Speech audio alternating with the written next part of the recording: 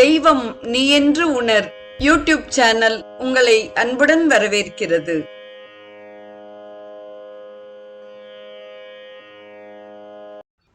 அன்பு உள்ளங்கள் அனைவருக்கும் உற்சாகமான இனிய சுபதின வணக்கம். இன்றைய ஸ்ரீ கானாபத்தியம் நிகழ்வில் நாம் விநாயகரின் வினோத லீலைகளை தொடர்ந்து சிந்திக்க இருக்கிறோம்.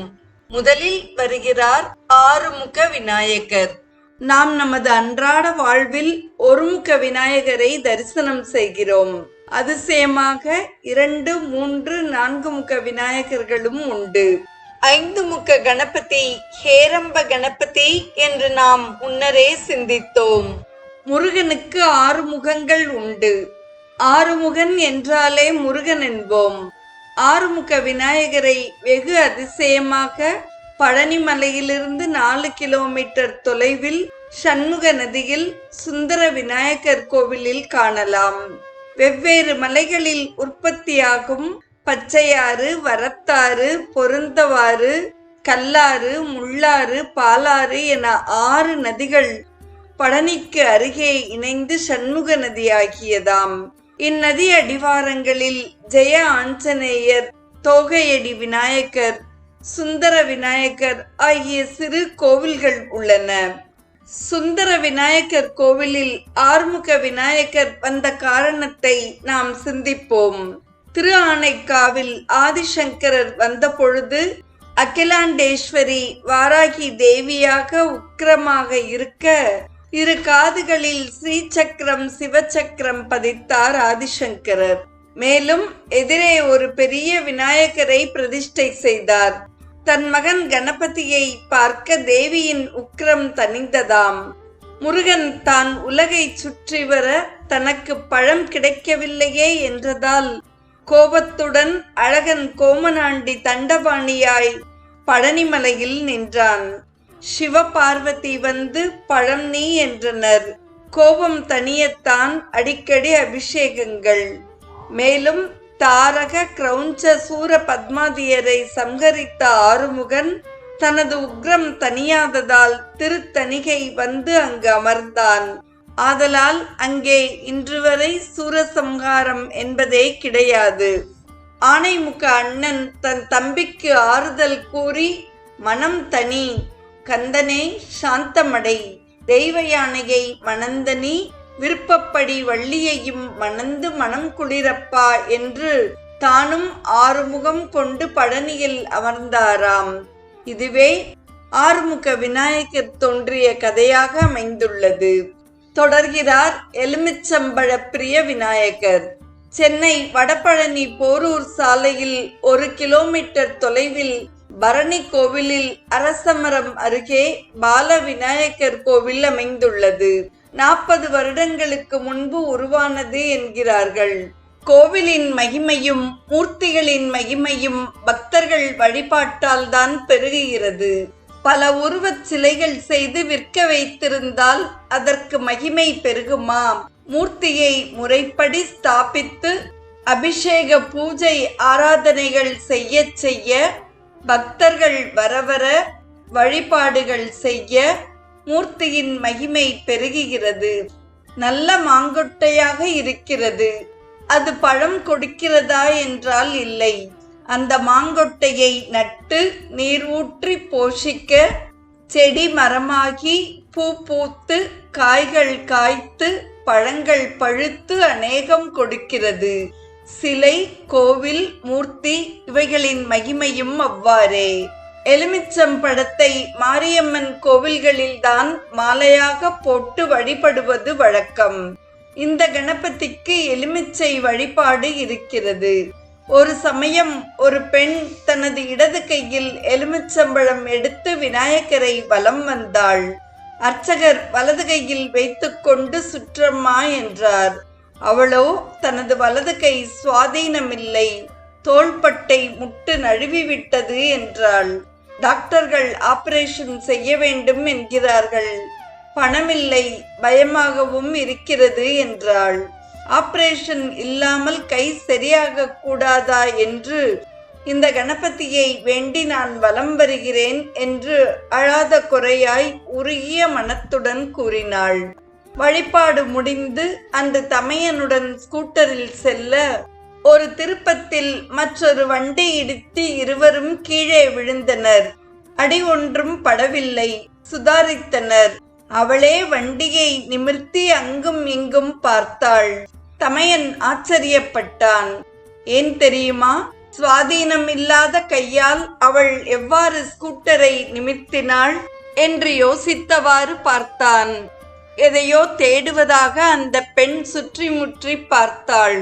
எதை தேடுகிறாய், யாரை தேடுகிறாய் என்று தமையன் கேட்க, அவளோ நாம் ஸ்கூட்டரில் போகும் பொழுது ஒரு யானை என் வலது தோளை மெதுவாக தொட்டது.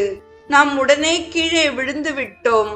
அதனால் அப்பெரிய யானை எங்கே என்று தேடுகிறேன் என்றாள். அவனோ, யானை ஒன்றும் இங்கே வரவில்லை, வேறு வண்டி இடித்தே நாம் கீழே விழுந்தோம், அந்த வண்டி போய்விட்டது என்றான். நான் என்னை எறியாமல் ஸ்கூட்டரை தூக்கினேன் என்றாள்.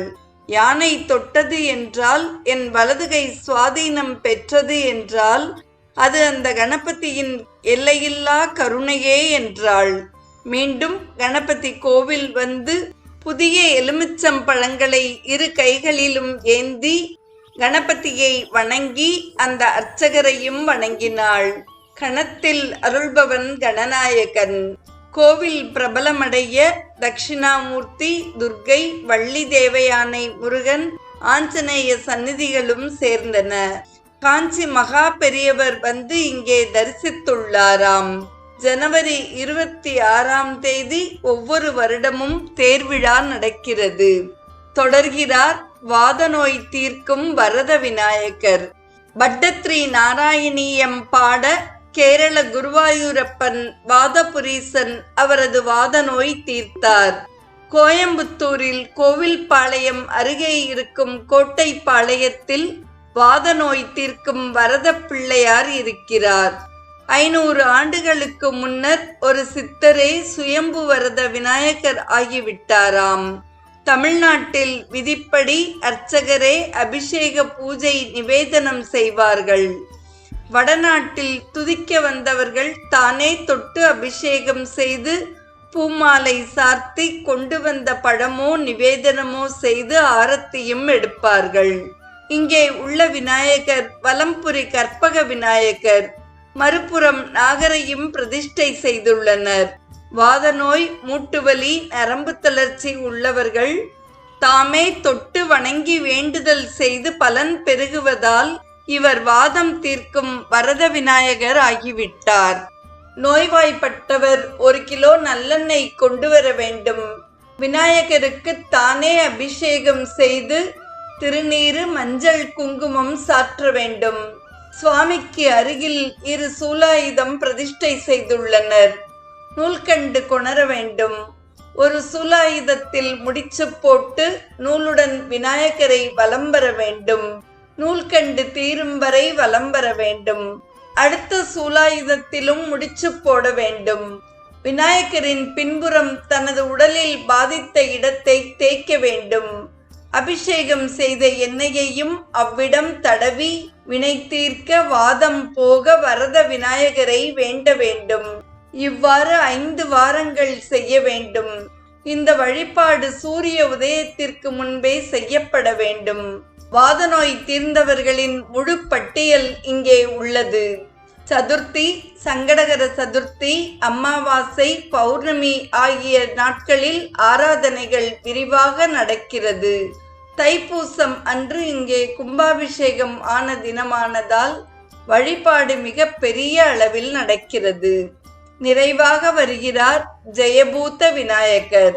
சென்னைக்கு அருகே ஸ்ரீபெரும்புதூர் உள்ளது. அங்குள்ள சிவன் கோவிலில் உள்ள சிவனின் பெயர் பூதபுரீஸ்வரர். சிவபெருமானின் பூத கணங்களாலேயே சிவன் சொல்ல இக்கோவில் கட்டப்பட்டதாம். பூத கணங்கள் கோவில் கட்டுவதற்கான கட்டுமான பொருள்களையெல்லாம் சேகரித்தனர். ஆனால் கட்ட இயலவில்லை.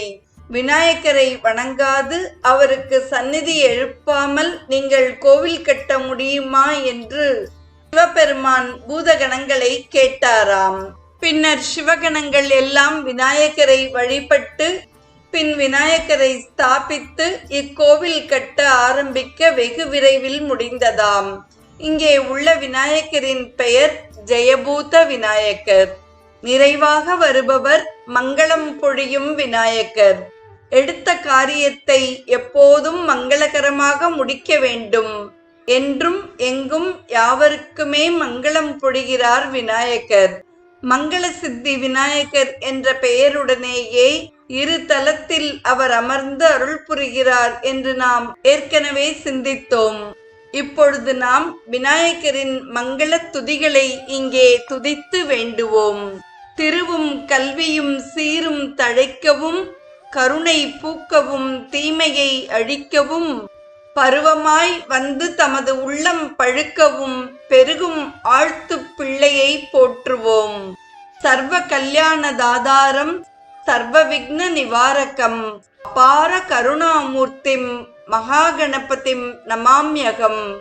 ரூபம் பலம் ஸ்ரீயம் தேகி யசோ வீரியம் கஜானன. மேதாம் பிரக்ஞாம் ததா கீர்த்திம் விக்னராஜ நமோஸ்துதே. சித்தி புத்தி வல்லபே லக்ஷ்மி மகாகணபதே. சர்வமங்கள காரக விக்னேஸ்வராய மங்களம். சர்வமங்கள மாங்கல்யே வல்லபலக்ஷ்மி பதே. சித்தி புத்தீஸ்வரி தேவி கல்யாணம் சதா பவது. கல்யாணாத்புத காத்ராய காமிதார்த்த பிரதாயினே. சித்தி புத்தி நாதாய மகாகணேஷாய மங்களம். கல்யாண ரூபாய ஓம் கம் மந்திரஸ்வரூபினே பிரம்ம விஷ்ணு சிவ சர்வவந்தியாய மங்களம் கணபதே. ஸ்வானந்த பதையே துப்யம் சித்தி புத்தி பதே. சிந்தித வரத சிந்தாமணி கணபதையே மங்களம். பக்த ஹிருதய வாச பக்தி முக்தி பிரதாயச்ச. பக்த பரமதயாள பக்த கணபதே மங்களம். ஸ்வஸ்தி ஸ்ரீ கணநாயகம் கஜமுகம் மோரேஸ்வரம் சித்திதம் வல்லபம் முருடம் விநாயக மடம் சிந்தாமணி தேவரம். லேன்யாத்ரி கிரிஜாத்மகம் சுவ்ரதம் விக்னேஸ்வர ஓஜரம். கிராமே ராஜன சம்ஸ்திதே கணபதி குர்யாத் சதா மங்களம். ராஜாதி ராஜரூபாய பிரணவஸ்வரூபாய ச. ராஜீவ சாரு நேத்ராய விக்னராஜாய மங்களம்.